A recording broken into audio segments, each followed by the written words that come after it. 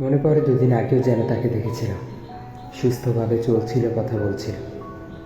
কিন্তু আজ তিনি এখন আর আমাদের মাঝে নেই। তার এই হঠাৎ চলে যাওয়া কখনোই মেনে নেওয়ার নয়। তার মনে বিন্দুমাত্র শান্তি ছিল না, জানেন। গোপন সূত্রে জানতে পারলাম তার মনের কিছু কথা। বলছে, আচ্ছা, খাওয়ানোটাই কি জীবনে বড়?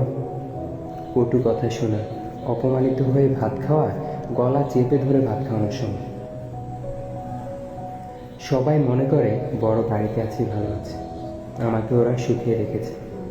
কিন্তু কেউ কি দেখেছে কখনো খেলেও আমি খাচ্ছি কি দিয়ে? কেউ কি কখনো চেয়েছে জানতে আমার ইচ্ছে কি? না। কথায় আছে, যেমন কর্ম তেমন ফল। তবে আমি চাই না ওরা পাক, ওরা সুখে থাক। কিছু কান্না সুখের হয়, কিছু কষ্টের। তবে আমি চাই না বলতে আমাকে কান্নার রহস্য। এই কান্নার রহস্য অন্তরালে।